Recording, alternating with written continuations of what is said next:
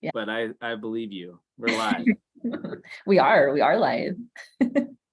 Thanks for joining, as always. Appreciate it. I don't know if anybody's joined yet. As per usual, I gotta. Oh wait, hold on. I'm gonna mute myself here. Okay.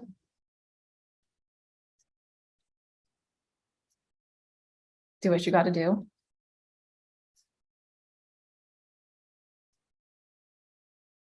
Do I need to ask the question now? Yes. Okay. Usually you give like an intro. So, hi, I'm Kelly. This is Scotty, LinkedIn Live. We do this bi-weekly. We get together to talk about different topics that individuals send to us, but really it's anything regarding recruiting. And we always start with a icebreaker type question. So Scotty can continue to practice his IT skills. So you can build up that resume. So the question for today is, what was your first job? What did you like about it? And what did you hate, or we'll say dislike? Hate's a strong word. So for me, my first job, I want to say technically was being a babysitter for my neighbors, and they paid really well. That's why I'm going to count it. It wasn't just like, here's a couple of dollars. They paid awesome for me to hang out with their little ones. But if I needed to like talk real job, like W-2 job, I worked for a company called Zoza's. So for people that know, that this was back when like there was only like a couple of Cafe Rios. It was like a competitor. Cafe Rio hadn't taken over yet, but really that's what it was. It was a Cafe Rio competitor, and I was their cashier. So at 16 years old, I was trusted to handle money and trusted to close the store and do paperwork. That job was a lot of fun. I loved the employees. They were teaching me how to cook and everything as well. I would say the least thing that I liked about that job was probably just like the hours, because it took into, it was after school or after high school, I would have to work. And it's not that I didn't dislike or hate anything. It's probably the time, but the one like negative thing that I remember from that job is the guy who hired me, super badass, liked him a lot. For some reason, like my third day into the job, just left. So I had no boss for a while. So don't really know what happened there. But yeah, so I was jobless or boss or without a boss for a little bit. So that is my job. And the question. So thank you, Kelly, because to your point, I got the pop-up.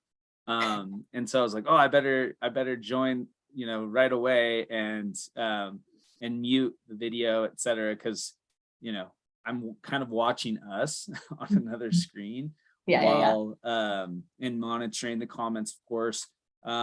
So thank you for jumping in there and introducing the fact that we're talking today about how to find a job here on LinkedIn in the 21st century. So this is going to be a step-by-step approach to job searching or job seeking today. And of course, you started with the kind of the icebreaker, or buy me some time to be an IT admin in addition to trying to host here. So it's first job, right? What was our first job ever? What did you like and what did you dislike? Yes. Okay, cool. So first job ever was, sorry, Ryan, my current boss, maybe my favorite job of all time, but here's why. I worked for the County Ice Center in Murray, Utah. Okay, so it was like, skate guard and the guy that sprays all the smelly rental skates that come back in, or does like skate sharpening. I learned how to sharpen ice skates at that job. I was 15 years old, so I needed to get a ride to work for my shifts. But what I loved about it is a lot of times we had our shift was like, I don't know, 6 hours, 8 hours, something like that. And there were periods of time where the ice was just open and we were allowed to go skate on it. So I got to play like endless hours of hockey Yeah. as a kid for free, right? Actually getting paid. I don't know. I'm probably getting people in trouble at the county for saying this. This was a long time ago. So that was by far my favorite part of the job. I think my least favorite part probably was, having to like touch a million smelly skates, Yeah. because public skating was kind of the big thing that we were there for, I guess. So anyway, that's that was the first job. And I did love that job. Very fitting for you. The other thing I'll say, so I had to give every single penny of that job I gave to my parents so that I could play hockey because it's an expensive sport. But I didn't get paid that much. That's another thing I didn't like. So yeah, but again, just in terms of pure joy, that was one of the best. So again, sorry, Ryan, if you're watching right now. And on that note, usually I get some sense of who's on and who's not. I'm not sure. Maybe we haven't had anybody join us live yet. But if there is anybody who's on right now, thank you so much for being here. I suspect there probably is. And for whatever reason, it's just not showing me that yet. Again, what we're talking about today, we're going to go through a step-by-step. We're going to take this somewhat systematically, but step-by-step process for job seeking right now using this app. And by this app, I mean LinkedIn. I don't know if anybody's watching right now on YouTube. We're live there as well. But if you're here on LinkedIn, we're going to give you some practical steps for how best to go about finding a job. Sadly, Kelly, as we've talked about in recent lives, there've been a fair bit of layoffs lately. Just got inflation report yesterday, pretty much guarantees we're going to have another rate hike. So we're going to continue to see some, as the chairman of the Federal Reserve calls it, some pain for Americans. So it may lead to additional layoffs. And if that does happen, hopefully this is a great resource for those folks to finding your next job. Here with Kelly Sanchez, head of talent acquisition at DigiCert. I don't know if you already said that, Kelly, but appreciate you being here. And again, if you have questions for Kelly and me with regard to this topic, or for that matter, any others, feel free to put them in the comment section here on LinkedIn. Again, I'm hoping that that I'm able to track that. I might have to refresh the page or something here, but yeah, let's jump into it, Kelly. So we're talking about job seeking, but we're going to start with a few things that I think people don't necessarily think about when it comes to their job search and how important they really are. So the first step in this process that we've talked about prior to going live is really getting clear about what's most important to you in the next job you take. We've talked about it before in these lives, like, what are your thoughts on why that's important? I feel like that's oftentimes when I ask people that question as a recruiter, at least half people are kind of like stumped by it. They have to come up with it on the spot. Why is it important to be really clear about what's important to you in the next job you take? Yeah, no, absolutely. Because I would say you want to enjoy your job. I know we were kind of joking about what we disliked. You don't want to, get into a job that you think you're going to like everything that they offer, but then you get into it and you're like, this is the worst place, not anything that I was looking for. And I get it, sometimes, especially now with layoffs, it's this sense of I need to apply to anything and everything, and I just need a job during this transition, and it becomes overwhelming. But like, chill for a second, you're able to relax if you can, I get it. And really take the opportunity to figure out what's more important. And it could be anything from compensation. We've seen a lot recently since COVID, the scheduling of remote work, hybrid or on-site. And there is no right or wrong answer on that. That is definitely preference, but a very, very hot topic that people are still trying to figure out. So yeah, I would say definitely figure out what's important to you. It's a kind of a cheesy way to look at it, but it's like that's your guide, right? That's your North Star, so to speak, on what you're looking for in the next job you take. And you alluded to this. I mean, hopefully, you're in a position where whether it's collecting unemployment or your emergency fund that you've built up, which this is not investment advice, but but I'd recommend to anybody right now, especially even if you don't think that it's possible that you'll get laid off, just focusing on building that emergency fund. To your point, Kelly, taking the time to do this, it really shouldn't take long. You can do it in a few hours. Just really going through that exercise of what am I looking for? What's most important in the next job? And again, we'll get into why it's so important as we go through the rest of this process. So the second step here would be similar to this first step, only this is as it relates to your professional skills. So if you are, no matter what you do for work, think through the marketable skills that you have as it relates to that particular position or perhaps other positions. Thinking about your transferable skills, thinking about just doing an inventory really of the job skills that you have, and kind of trying to determine how they, how marketable they are. If you identify gaps there, then it might mean some training, or even potentially going back to school or something to that effect. But for the most part, just getting a sense of what your skills would be, and what you bring to the table.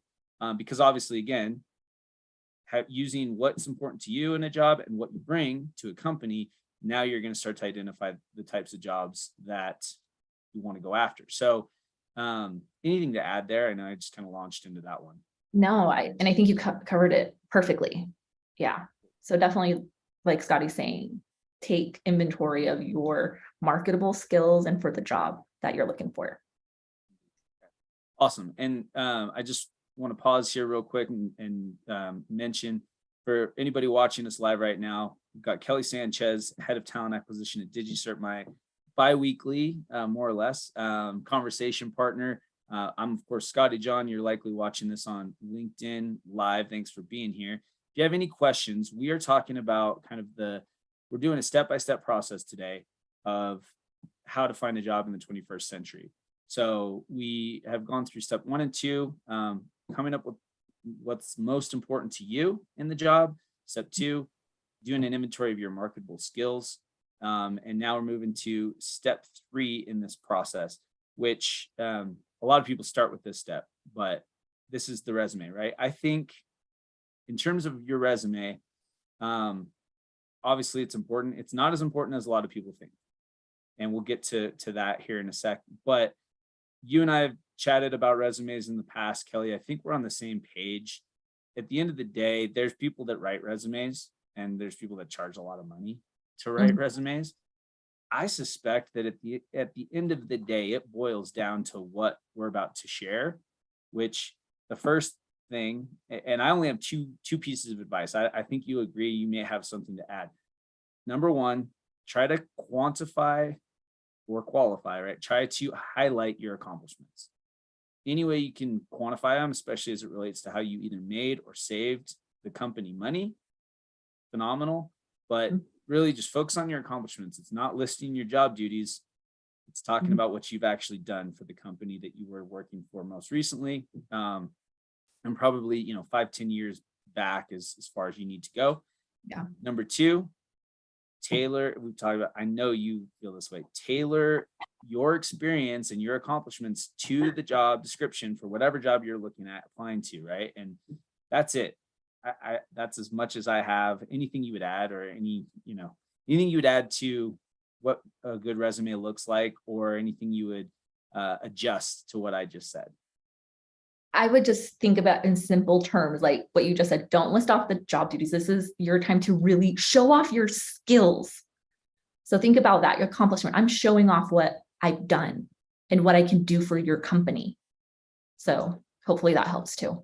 I saw a LinkedIn post the other day. This was pretty amazing. So someone had a summer job.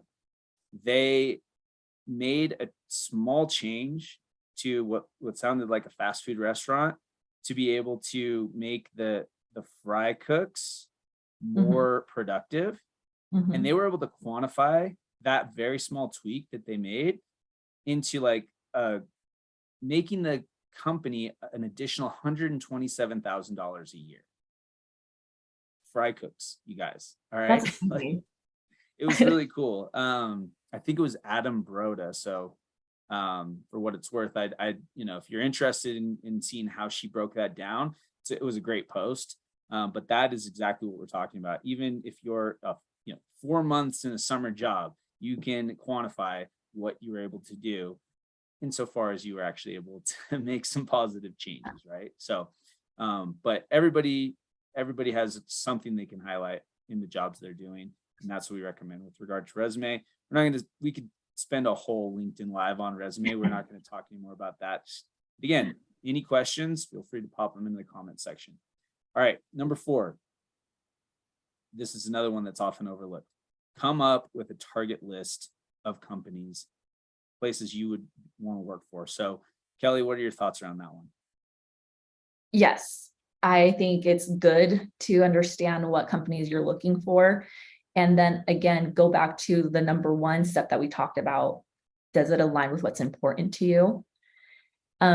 And when we say target list, I know you probably think, or at least I do, it's like big companies that come to mind. I would say we're in a time now that there's a lot of smaller companies that offer a great culture, great benefits, great whatever it is that you're looking for. So be open to that too. And we'll discuss in other steps, still continuing the approach on how to find that. But that would be what I would recommend. Yes, we're already this is step 4, right? Are We're we? already Yeah. almost halfway through, or actually we're halfway through all the steps that we have, and it's still just prep work, right? Mhm. We haven't even actually gotten into. So again, that's why I think this is not necessarily intuitive. Um, Making sure you prepare ahead of time before you really jump into the actual search is super critical. And hopefully we've explained all the reasons why that's the case.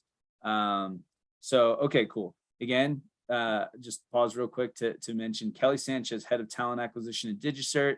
We're talking about a step-by-step approach to a job search here in the 21st century, and here specifically on LinkedIn. We're gonna start talking about how to leverage this platform.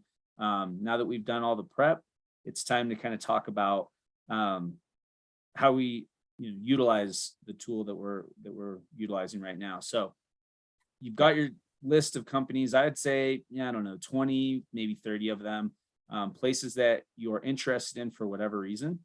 And to your point, Kelly, as you go through the next steps in the process, you'll determine if these companies should be on that list. Maybe some of these companies need to drop off the list because they don't align with your most important criteria. Maybe other companies will get added to it.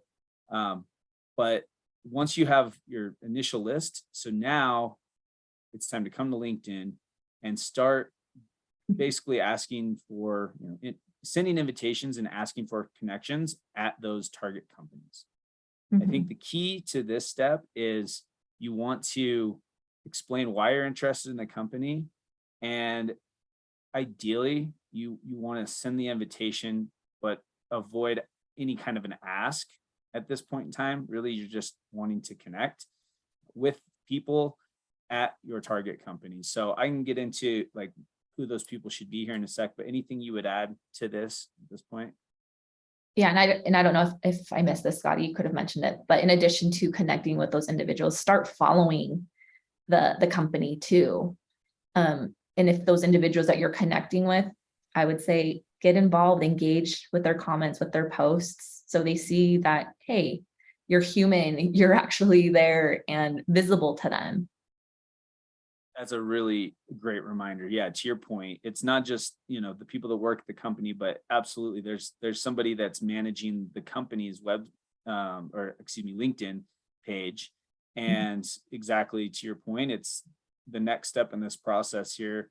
Well, it goes hand in hand with connecting to these folks. But in addition to that, you want to engage. You want to engage with whatever it is they're sharing on this platform. So let's say, you've got DigiCert as your target number one on your list, naturally. And, if in my world, you're a software engineer, you want to connect with people in the talent acquisition group, you want to connect with people in the human resources group, and then of course you want to connect with people in the engineering group as well. So that is kind of the key to who you want to connect with. To Kelly's point, you also want to follow DigiCert. They've got a great presence as a company on LinkedIn. And then you really just want to engage with not everybody. In fact, I think it's only like 1% of people on this platform are posting things, but anybody that posts from DigiCert, you should be engaging with that, right? Whether it's a comment, which I'd recommend above a reaction, right? But you want to try to add value to whatever those folks are posting. And to your point, Kelly, make sure they know, like, there's a human over here that's, it's not just an avatar. Yeah. They start to see like, oh, this person's showing up and adding value here on my LinkedIn. So that's step 5 in this process. It's building a virtual network here on LinkedIn. Or I should say, building virtual relationships here on LinkedIn. All right, very good. So once you've done that, moving to step 6, this is where it starts to become a little bit of more of a lift, right? So now that you've started to establish relationships on LinkedIn virtually, you've engaged with people, stuff. This could only be like a few days, a couple of weeks, perhaps. In the meantime, of course, any job seeker is going to be keeping an eye on posted jobs, but that's when you can start asking your new network for help preparing for the interview process. Even if you don't have an interview scheduled, you're positioning this as you're trying to prepare for when that happens, right? An assumptive approach. And you're just asking if they're willing to jump on a call so you can ask them a handful of questions. Again, ask them for help. That's really, a lot of people want help. And a lot of people are going to be super busy, or they're not super active on LinkedIn. They may not respond, but most of us want to help. So when you ask the question, it signals to the person that you're asking it to a bunch of stuff. But being prepared, there's no better way, right, than asking questions to a current employee. So Kelly, anything you would add on that step? Yeah, I would say preparation is key. So use like all of your resources in addition to reaching out. And I would say be patient too. Like Scotty said, everyone is very, very busy, but I know I agree 100%.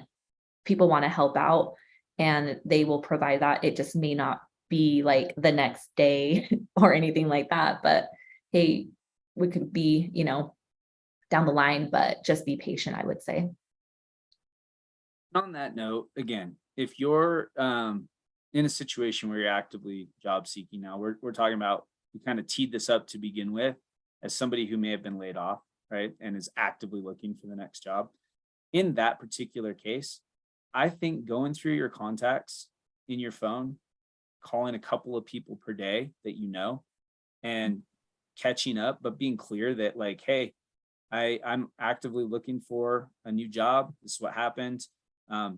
Please let me know if you know of anyone hiring for this particular position, this set of marketable skills that I possess. Because you never know, it might be somebody that you have like a quote unquote weak tie with,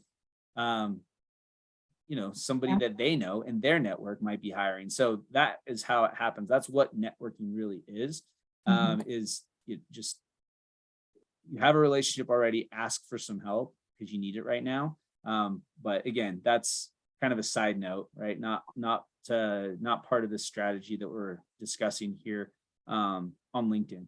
So, okay, very cool. The other thing I'll mention, I'm sure we've got a handful of people watching right now. Thank you for being here. I'm sure there's going to be questions that come up, like practical questions. What should the messaging sound like, et cetera? Kelly and I don't want to volunteer her. I'm happy to address any of those questions if you're not comfortable asking them here in the chat, with what that can sound like. Because again, it's easy for us to say, right, Kelly, we're professional networkers.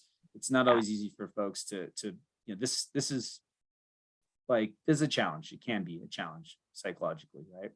Yeah. All right, we're almost done here.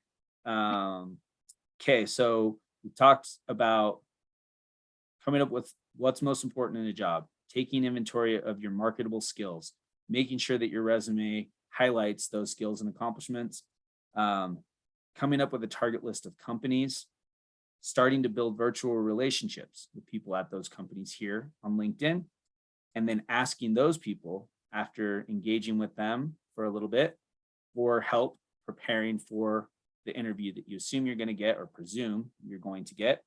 And then the final step here, well, I should say the second to last, because Kelly's got a great one to wrap us up here. But if at all possible, once you have started this relationship, once somebody says, yes, I'm happy to jump on a phone call and help you prepare, if that goes really well, try to get referred, right? Ask them if they will refer you. Now that they've spoken with you, ask them if they will refer you into the job, because I don't know if you're even willing to share, Kelly, but the percentage of employees hired at a company coming from like other employees referring them in is always high. I think at CHG, it was like almost 80%. Yeah. So do you know what your number? I'm putting you on the spot here, but I know, and I was just thinking about it. No, but in full transparency, we started like an employee referral program this year. So I'm very curious to pull that and see, but I'll share next time. However, I would say universal employee referrals, it's always been something that's talked about. And if you don't have a program, get a program, because employees do know great people. They're working for you. They love the company. They love the culture. Like, who else is better to advocate for that and then get their friends and their networks to apply. So it's a win-win. So yes, employee referrals tend to get higher and higher visibility as well. Absolutely. Okay. So, this stuff is not earth shattering. That being said, this is a step-by-step process for building that network or adding to that network, and then, getting in the door. These are, again, not people these are people that you're getting to know, using the steps that we've talked about so far today. So we've gotten through 7 steps in how to conduct a job search here in the 21st century using LinkedIn. Kelly, once you've interviewed, right? Hopefully you've gotten referred into a few places using your existing network, the new network you've built based on what we just shared. Yes. Once you've interviewed, you had another great step in this process that you're not seen as much anymore. And so obviously that means there's an opportunity here to really stand out and go above and beyond. How would you say to wrap this all up? Yeah, I would say the classic thank you email or note to who you're talking to. So the person that's helping you prep, was it the hiring manager? Is it the talent acquisition team? Like anyone that you have come in touch with or during the process, just send them a quick thank you. Absolutely. Yeah. You're right. That was the glaring omission here. Obviously, implied in all of this is you're asking people for help. It's your existing network, or again, like we've talked about, how to build a virtual. So definitely the minimum here is to thank them for that. And then of course pay it forward, because if folks are reaching out to you once you get that job, with the same thing, with the same request, if you have implemented the approach that we discussed today, then obviously we'd hope that you'd pay it forward and help somebody else get in the door. So I think that's it. We didn't have questions. We did have a few people watching here toward the end. If you have any comments about this approach, if you have any questions, feel free to pop them into the comment section here on LinkedIn Live, on this post, I should say. If you'd rather ask your questions directly, you can reach out to Kelly or myself. Kelly Sanchez, head of talent acquisition at DigiCert. And then of course, Scotty John here at KēSTA I.T. I am a recruiter, so I refer people to jobs all day, every day. Just a shameless plug there at the end for what I do, but and what my company does. But yeah, appreciate everybody for being here, and I think that's it. Kelly, any final words here? No, I like the step-by-step. So yes, keep commenting, letting us know these topics because they really come from you guys. So yeah, let us know what you want us to talk about next. And again, we covered a ton in a half an hour, right? So there's only so much. There's obviously a lot that we didn't cover as it relates to all of these steps. I'm going to go ahead and post in the comments the step-by-step that we went over. And again, any questions that you have around any one of these steps in particular, or you just want to call us out because you think we're full of it. That too. Let's get All right, it. Kelly, thank you so much. We'll see you next time, huh? Okay, bye, Scotty.